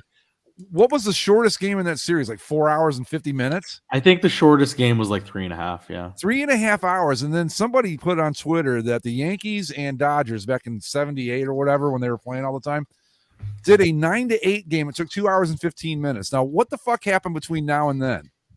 You know, that made baseball all of a sudden this like slog. I mean, my God, I've watched many series that didn't take as fucking long as a baseball game. It's ridiculous. So I know I go on this rant every single time, but I'm just so over it. It's like, it's too long. Fix it. I don't even care about the 3 true outcome bullshit. Just make it go faster. That's all I ask. Yeah, let me see. Does this have no, the game summary doesn't have the box score might. I'm trying to find out game times, like length of game. Well, I mean, really, what makes it take so long? Is it just because it's like, a minute between pitches, or what's the story here? Because batters leaving the box. Yeah, I think it's everybody just stares at each other for too long. For fuck's sake, right? Like, look, I'm as traditional with baseball as it gets. Get the damn pitch clock in there next year, right now. Do it, and same with the batters. You don't get to say, take your OCD somewhere else. You don't get to step out and adjust every fucking glove, every piece of Velcro on your body and the whole bit every time in between pitches. No, you get one shot at it. That's it. If your gloves don't fit right, too bad. Just drives me crazy. It's too long. It's boring. And I used to be the baseball apologist on this show. Remember back in the old days? Not anymore. No, I'm actually disappointed that I watched more of it than you guys did. I didn't watch any of it. It Yeah, was it just didn't interest me. There were some potential matchups in the playoffs that I would have been into seeing, and then we just got Braves Astros, and it's whatever. Well, I will. It's interesting that the Astros are one with this version of themselves, considering the guys that were injured and out, like Acuna, for example. I mean the Braves. Oh, did I say Astros? Yeah. I meant the Braves. But then they're also gonna like have to break up the team this year because of contracts and stuff. So, like Freddie Freeman may not be there next year. And, well, they won what 88 games. So they're like what was that Cardinals team 2006 that won like 85 was it? Yeah, 86, 85, something like that. Yeah, then got into the playoffs and won the World Series and ruined everything. But I don't know. I would, I just didn't have any interest in these teams. Good on the Braves, I guess. Like, I guess of these two teams I dislike, the Braves are the better option because they're not a team of cheaters. So good on them. The Astros are still in their fuck those guys phase for me. Oh, I totally. think they don't deserve it. Shit. The other thing is I think that baseball's peak for me comes like usually like the first month of the season. I'm like totally into it, and then just kind of fades into the background. And that has nothing to do with my teams being good or bad or whatever. It's more of just kind of like it just kind of is. I'm glad that it's there. I'm glad that they're playing. But the season is so long. It is ungodly long. 162 games, and they're all 5 hours each. I don't know how much that comes out to in time, but it's like 150 years, I think. So the only thing I could find quickly when it comes to game times for this year, the first 5 World Series games averaged 3 hours and 41 minutes. I mean, come on, God, which was actually up 4 minutes from last year's Dodgers over Rays. The game 1 took 4 hours and 6 minutes, and game 5 lasted exactly 4 hours. Yeah, but I feel like even though last year's World Series, even though those games are a bit long, I feel like more interesting stuff happened in last year's World Series. Like it was at least like it was fun at the very least. Whereas this year's overall playoffs average was 3 hours 38 minutes, which is an increase of the average of average increase of 6 minutes from last season's playoffs. That's ridiculous. I mean, somehow they're getting longer. When it's like they got too long, we shortened them, and now they're getting too long again. There's not a single other sport out there that takes this long to play a game. None. I mean, what's a hockey game about 2 hours? The average. I mean, the basketball is about 2.5 at most. Hockey game's 2.5, 2:45. It's under 3. NFL, NFL's 3 hours, but it's 3.5. But I don't know. NFL games are long, but they keep your attention the whole time. Exactly. It's like, right. That's the big difference. Like it's hard to say like you could play a 4-hour hockey game, a 4-hour baseball game, and the hockey game is going to go by way faster than the baseball game. Like the NFL has so much starting and stopping that it gets really old, especially if you're there in person. But I mean, if it's an engaging game. If a game lasts that long, that it's not a complete blowout, then sure, it's probably the best way to watch an engaging football game is at home on the on television. Like football, especially NFL football, has been so crafted to a TV environment that. You actually lose something going to the games, in my opinion. You don't realize, like, if you've never gone to a football game in person, the first time that there is a touchdown commercial, kickoff commercial, will drive you insane. Oh yeah, yeah. Because a lot of the commercials around every kickoff is just nuts. You look down on the field and you're like, what the fuck? These guys are all just standing around. Yep. Yeah. It's like it's a commercial break.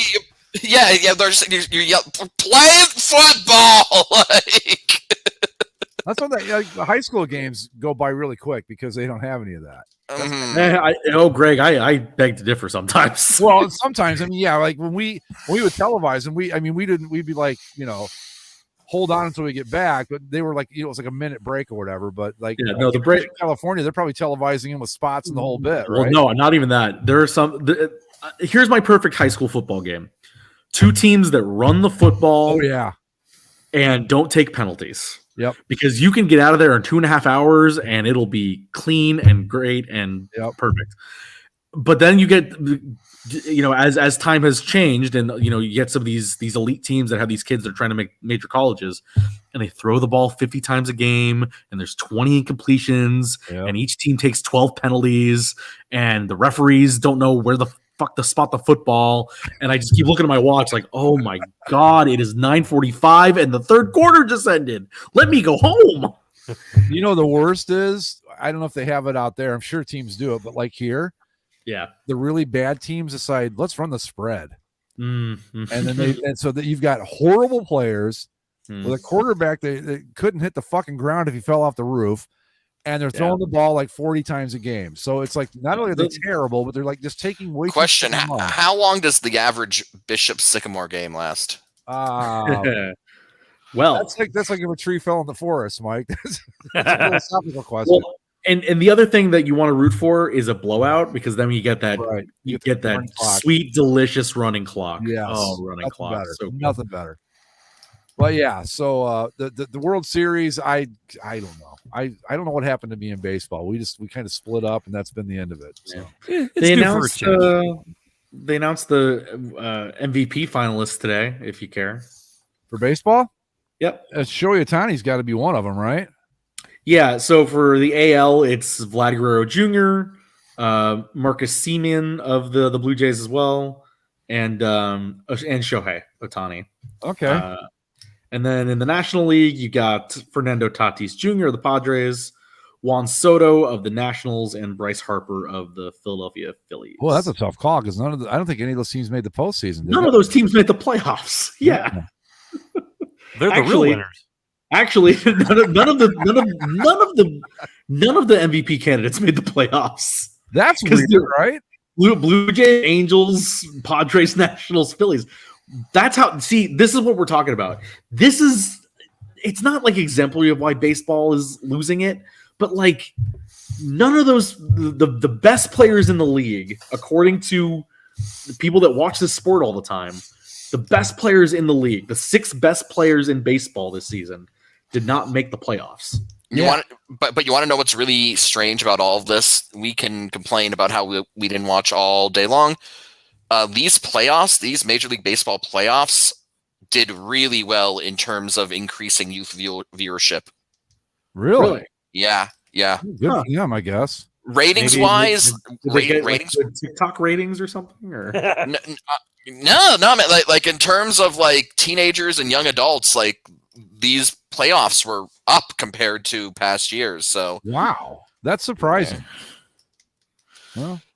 Yeah, more patience than I do, which is really surprising considering young kids don't tend to have a lot of patience. But it's just that the youth today have, they're all brain dead because of the TikToks and the YouTubes. So yeah, so why would you want to sit and watch fucking paint? Well, no, because exactly, they're brain dead, so they just sit and watch a game till completion, just zombified. Here's what needs to happen: the commissioner Rob Manfred needs to go into the locker room. Hold on. He's going to go into the locker room, and he's going to have 2 giant plastic like tubs, like huge, like 5 foot tall tubs, and he's going to gather all the whole roster. He's going to open one tub, and it's going to be full of painkillers and cocaine. And he's going to open the other one, and it's going to be full of steroids. And he's going to say, "Boys, have at it," and the game will be rejuvenated. Oh yeah. The whore economy will go skyrocketing. He's gonna like, it's gonna be called like the Babe Ruth Initiative or something, where he just gets them all just doped and drugged and the 86 Mets Initiative would be the perfect name for it. I think. Okay, just basically, it's like we're gonna take baseball back to its roots, where we just everyone's drugged and steroids and just cretins and just I don't think it's the worst idea. I mean, it's kind of like you know, if a rapper or a musician has a, you know, like Eminem or something, where he was like got successful because he was just doing a copious amount of drugs and in life was living dramatic hell, and then after he got cleaned up, everyone's like, yeah, your music's still okay, but I liked you a lot better when you were all fucked up on drugs. And so he just goes off on a bender, disappears for half a year, comes out with like a bitchin' new album. Sorry, man. Now that I think about it, back in the 80s, everybody was doing coke. No wonder the games went by so fast. I was like, they're just out there. Let's go, man. Let's go. So maybe that's what we need. Some more cocaine. I'm down with that plan. I like it. I want to see the return of managers and players smoking cigarettes in the dugout. You know, drinking a beer, like just straight up holding a beer can. The common man. You know, like I feel like this. More like a slow pitch softball league, basically. Then hey, make that shit casual. Maybe play like 50 fewer games or something. You know, I want to see the managers wearing jeans. Oh yeah, let's get that up. Like there needs to be some. You know, we need to just chill the fuck out. Baseball needs to just understand that, like, hey, let's just relax, everybody. Let's grab a cigarette, and do a little coke. Just right. You know, play the old ball game. Man. Get coked up, fire up a heater, and off we go. Nah, I mean they'll under the leadership of Manfred, this will never get solved, and baseball will just be in hell for. Well, because Manfred, I think, is the perfect embodiment of just like an empty suit who is just, I don't know, there to fill an office. Yeah. Like, oh yeah, we've got a commissioner. He's over there. Well, that's part of the problem too, is that, you know, we've not had good leadership in baseball for a very long time. I mean, I can't remember the last good commissioner, because it was Bud Selig. Who was it before Selig? Giamatti maybe, or no? Fay Vincent, I think, was before Selig. Yeah. And right. Bart Giamatti was a good commissioner. I don't remember. Fay Vincent was. I mean, Uber was Selig truly bad? I mean, I guess because of the work stoppages. But yeah, I mean, I don't know. It's not even that he was bad or good. It was just such a conflict of interest, I think. God, you know, look at this. Hold on. Let's see how bad things have gotten for baseball. Looking at only the commissioners' names. Okay, so the first commissioner, one of the great all-time names of names, Kennesaw Mountain Landis, Judge Kennesaw Mountain Landis. Jesus Christ, what a name! Judge Kennesaw Mountain Landis. I'm pregnant because I read that name. And then you had A.B. Happy Chandler, which is a drastically softer name, but still a cool name. You know. Well, when you come under the iron fist rule of Judge Kennesaw Mountain Landis, you have to have a softer touch the next go around. Well, right. You see, the thing with A.B. Chandler is like, yeah, it's a softer name, but I could totally say A.B. Happy Chandler. Yeah, he went by Happy Chandler, Mike. That's what they called him. Happy Chandler. Well, you know, it's still he kind of sounds like a gangster. I could buy it. Well, you know, plus I think the natural reaction to Judge Kennesaw Mountain Landis. It was like, we need a guy that's a little softer. Yeah. And he was followed by Ford Frick, which is just a harsh. Ford Frick, you know, Ford Frick is the reason that there was an asterisk by Roger Maris's home run record for a long time. That was the Ford Frick rule, believe it or not. What did he do to piss off Mr. Frick? Mr. Frick was a big Babe Ruth guy, basically. If I could be getting this wrong, I'm remembering it from like a book I read 40 years ago, but Ford Frick was a big Babe Ruth guy because Maris had an extra 8 games to hit 61. Frick decided they would have 2 records, the 154 game season and 162 game season. That sounds like a bitch move to me, but okay. It was a total bitch move. I think they finally removed it. I don't know. It hasn't been that long ago. I mean, not like 2 years, but it's fairly recent history that they finally removed the asterisk. Anyway, go ahead, Andy. That's right. The last cool name was they went back to the long form. General William D. Spike Eckert. General William D.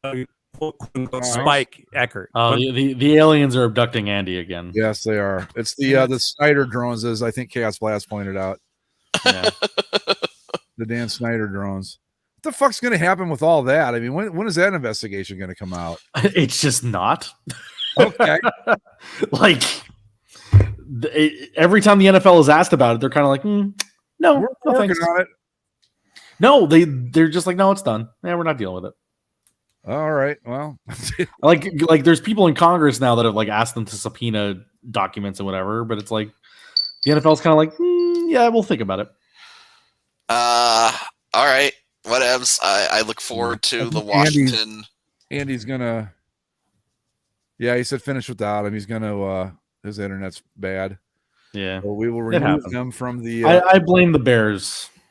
Yeah, probably. Yeah. Yeah. I think we're almost done anyway. Mountain Landislow. Jesus. He was the guy they brought in after the Black Sox scandal, right? Yep, he was. He's actually the only commissioner to have dictatorial powers in that, like, no, he basically they brought him in to clean up baseball after the Black Sox scandal, and he said he would only do it if they basically gave him like complete control. So like if he wanted to do something, it happened, and he didn't need to run it by the owners. It was just his show. He's the only commissioner who I think had that power. Probably. I'll tell you, who was a really good commissioner was Peter Ueberroth. He was in the 80s, I think. He had run the '84 Olympics in Los Angeles, and then he was commissioner of baseball. I thought he did a really good job. I'm trying to think who. All of the NHL commissioners have been shit. So, yeah, they don't have any cool names. I don't think. Is there really even a good commissioner in sports right now? I guess Adam Silver. He's good. Yeah, the others, I think, fucking idiots.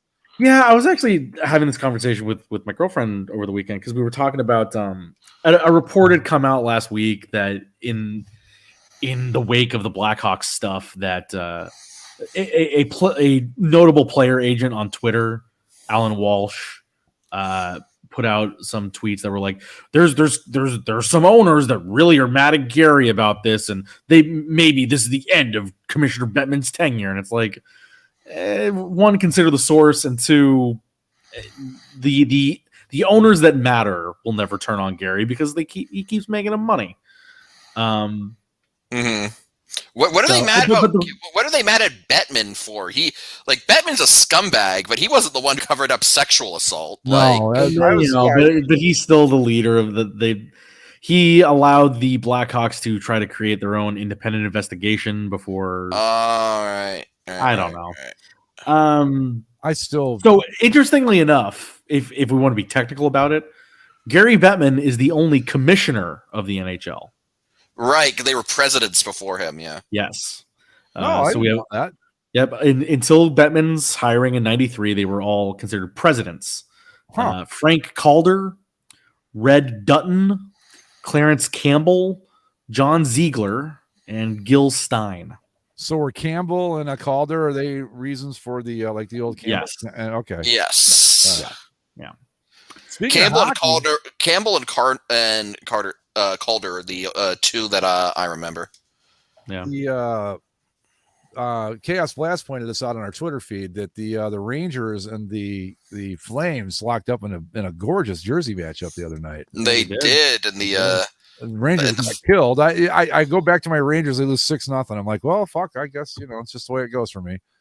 They lose 6-0. Temporarily wrecked my goaltending stats in fantasy. Luckily, the Montreal Maroons rebounded to defeat the Toledo Gold Diggers. That was funny. I was getting slaughtered. You were beating me like 9-1, and then on Saturday, I'm like, hey, we're tied. You never know. Because every game I've won this year, Mike, I've won on the last day of the week. Well, we tied because I've got the Rangers goalie on my team, and he let in 6 goals and just completely wrecked my stat line. Yeah, we're facing off this week, Mike, and I've remembered to set my lineup. So get ready. Oh, okay, let's go. Get ready for the comeback of the 0-4 Thunder Bay Bolts. I'm off to my best start. Not a great fantasy year for me. It's not 3-1. I'm off to my best start. Yeah, I'm only 2-0-2, but I'm technically ahead of you in the standings. Yeah, less losses. Yes. How would that come out in points? Let's see. So I'd have 6, right? And you would have 5. Five. I'd have 5 in terms of points. All right. Well, we'll have to talk to someone about that. So the other thing that happened tonight in hockey, Ovechkin got a goal, so he ties Brett Hull for 4th all time in career goals. Wow. Oh, good for him. Yeah, so he's now 153 away from Gretzky. How old is he? It'll be interesting. How old is he? Ovechkin is.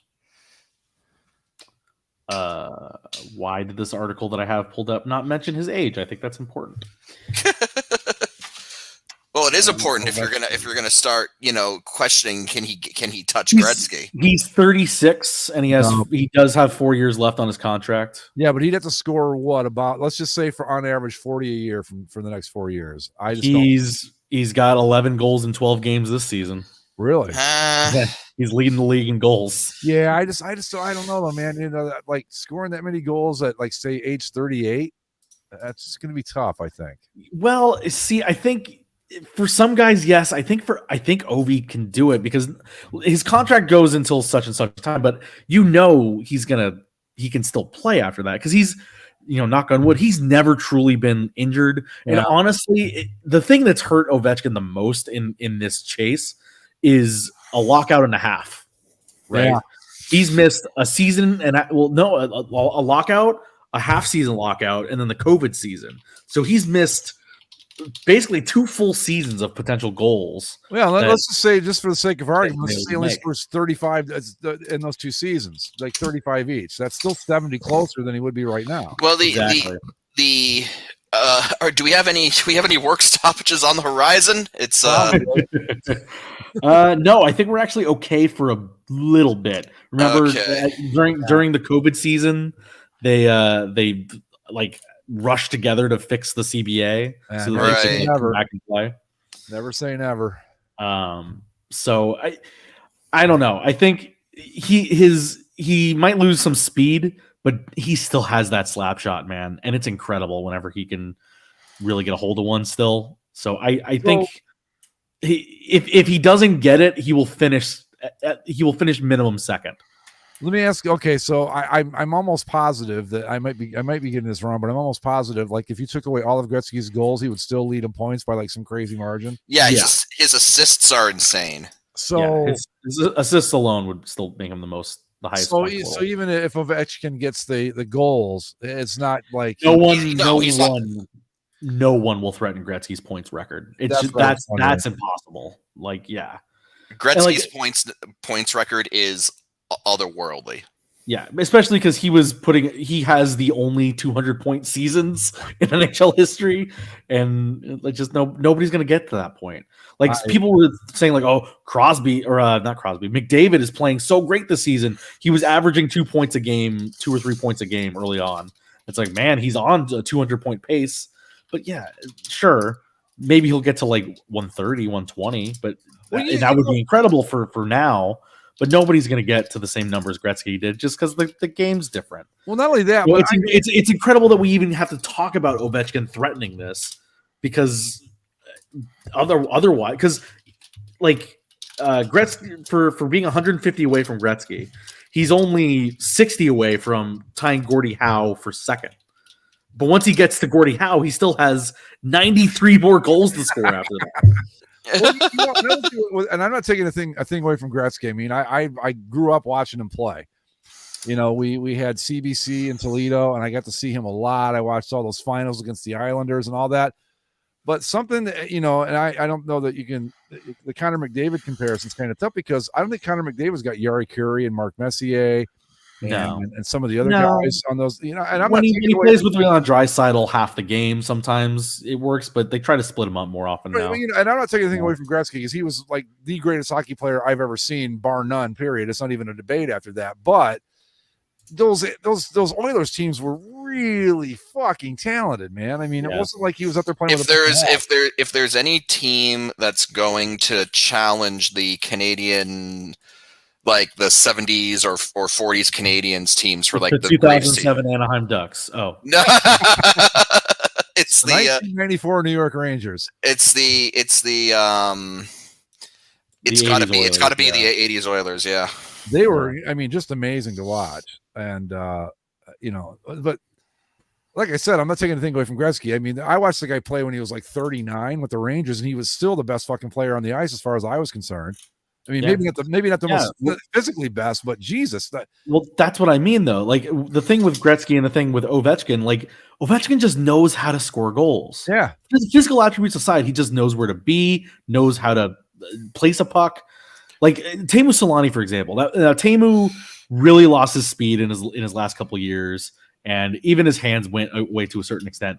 But he couldn't shoot the puck as hard, but he could pinpoint it in any point of the net you wanted him to put it. And I think Ovechkin can do that with a lot more power, especially on those slap shots from the point. Like I fully envision in like 5 or 6 years when Obi's 41, still playing for the Capitals. They might even just have him on the roster to put him out on the power play and just go say, Ovi, go stand in the top left circle and we're going to pass you the puck. Fire it. Yeah. Just tee up one-timers for 2 minutes and then go sit down. Yeah. I think what's he. And because he's such a big, strong guy, like today he scored on a tip. He's such a big, strong dude. You can put him in front of the net when he can't shoot anymore and just have him try to tip pucks in. Well, what's he? So he's third right now on the all-time goal list, right? He's tied for fourth. Oh, tied for fourth. You know what? If he's quit today, that's a pretty fucking solid career. Yeah. You know? Yeah. And like I said, he's only 60 away from Howe. So he'll get, at minimum, he will get to number 2. It's just whether or not he can get that extra 90 and pass Gretzky. Yeah. Which is a lot to ask, but he will get to Gordie Howe by next season, maybe. And then it's a 3-4 year mark to see if he can get those other 90. That'll be interesting. Yeah, if there's somebody that'll do it, it's him. But even if he doesn't do it, because of how Gretzky played and who he is, I think you can still say to like kind of caveat it. You could still say that Ovechkin's the best pure goal scorer of all time, right? Because based on numbers alone. Yeah. Anyway. Well, look at the Panthers are undefeated. Yeah, in regulation. Yeah. Oh, okay. They got an OT loss. Yeah. Wow. Look at them go. Yeah, they're doing really well. The Hurricanes suffered their one and only loss to the Panthers. They were 9-0. Toronto's got their early game woes out of the way, and they're doing fine.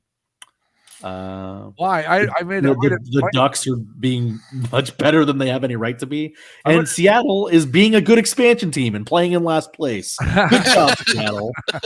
That's where the expansion teams belong, in the goddamn basement. And the Arizona Coyotes have 1 win, so over the Kraken. I might have picked the wrong year to go back to the Rangers. The Jackets are 7-3 right now. Yeah. You know what? They're getting some good goaltending. Those Jackets. I can root for both. I'm fine with that. I don't think I don't have the hockey credentials to worry about it really. So yeah, I mean the Rangers are still in second place in the Metro. They're a point ahead of Columbus. It's just I think when Chaos Blast sent the tweet to us, that picture of that game, I'm like, this is why. Yeah, those fucking uniforms are just so nice, man. It's just like I'm like that's what a hockey team looks like.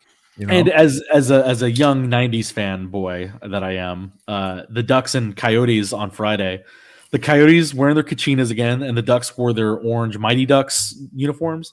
And so while it's not the exact same, just seeing those two logos next to each other on the ice was like, it hit me in a way that I was like, that I was not expecting to. Like, oh, that's what I want. Yeah, no, that is what I want. Let's see. Mighty Ducks versus Kachina. Let's go. Until they're forced to move to Houston. Yes. I still think they're gonna figure out something at the end of the year, but I'm not. I mean, the list of potential solutions is very short. Either they have to move somewhere, or the NHL just dumps a shit ton of money on Glendale and just begs them to let them stay. Yeah, which would only infuriate certain sects of people more. Like, why do we keep bending over backwards for this one franchise? But that's a fair point. Yeah, I mean, surprisingly, their attendance isn't suffering so much this season. I wonder if it's a Save the Coyotes movement down there. I haven't paid too much attention. because they've been awful, but they've also been awful on purpose. So, I was going to ask too. So I see Jack Eichel got traded from the Buffalo Sabres. He finally got moved to Vegas. So now he can get the neck surgery he wants, and then he'll play for Vegas in 4 months or whatever. I'm just surprised because remember that he was the big thing, man. Right when that draft was coming up, it was either him or McDavid, right?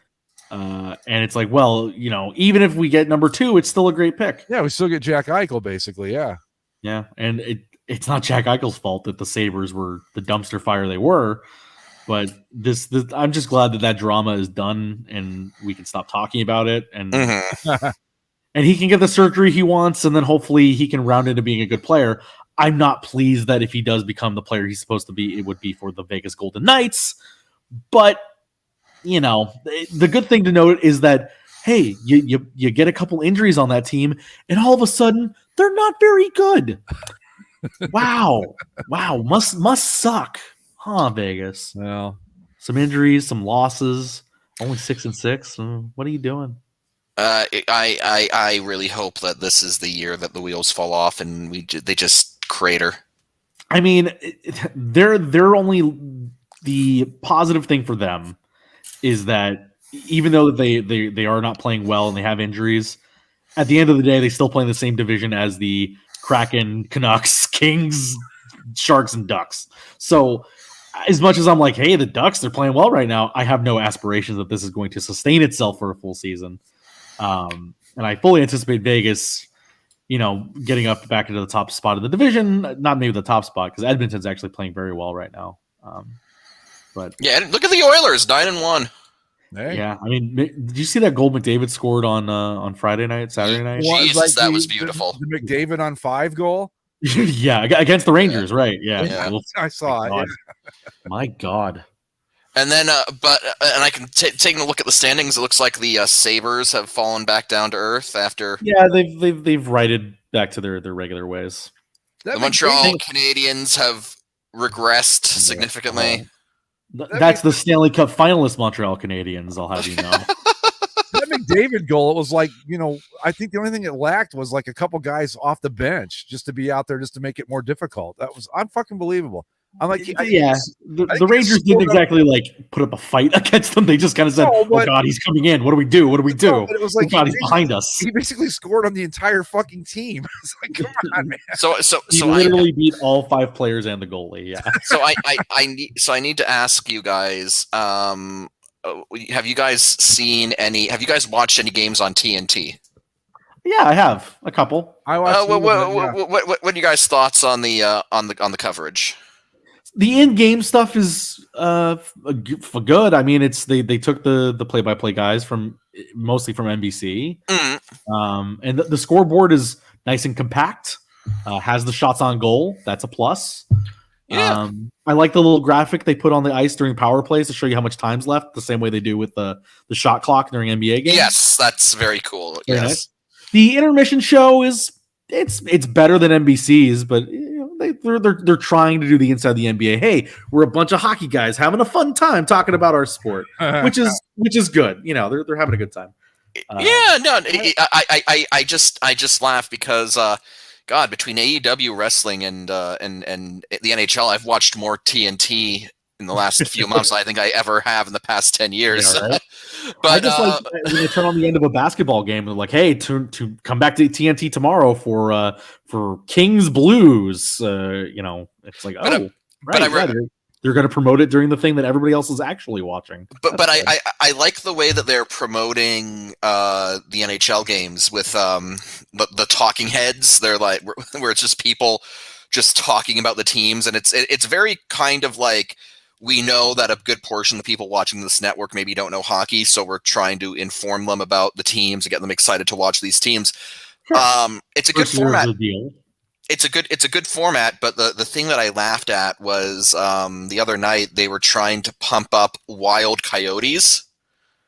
That's a clash of the Titans. And it's like, these dueling talking head segments of hockey players and hockey analysts, like trying to make you think that you should spend your time watching Coyotes Wild. It's a Central Division rivalry.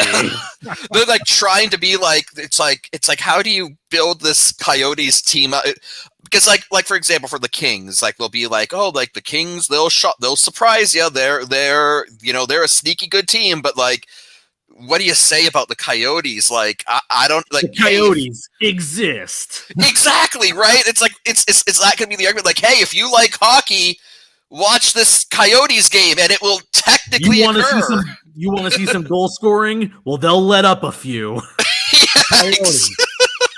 Yeah, Coyotes Wild. It's like that is like, that always used to be advertised as Wild Coyotes. And then maybe they'll get people to tune in. There's Wild Coyotes on TV? Yeah, you'll get the Outdoor Life Network people to tune in. But this Wednesday, Wild Coyotes. They're two hockey teams. But the Predators, funny thing is, Coyotes. Yes, they are. I will tune in. I'll tune in to watch your nature documentary. Coyotes are a hockey team.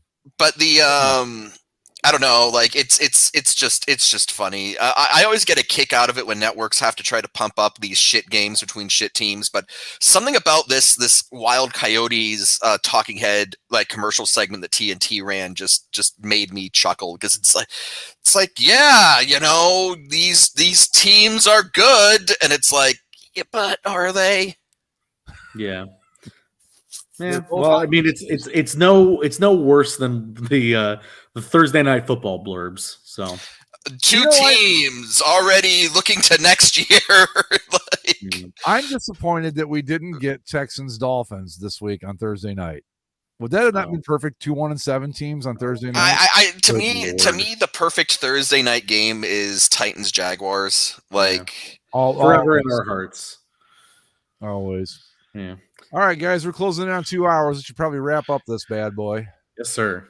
Indeed. And as Chaos Blast points out, the Flames are right behind the Oilers. We got a real battle of Alberta. Maybe the Flames should add the Alberta flag patches back to their uniforms to troll the Oilers some more. Just for those games. Just for those games, yes. Just for those. All right, we're going to wrap it up, folks. Thanks for tuning in. Follow us on Twitter at Basically Sports. Subscribe on Apple Podcasts, Spotify, Stitcher, and wherever fine podcasting is sold. We'll see you next time. Adios. See ya.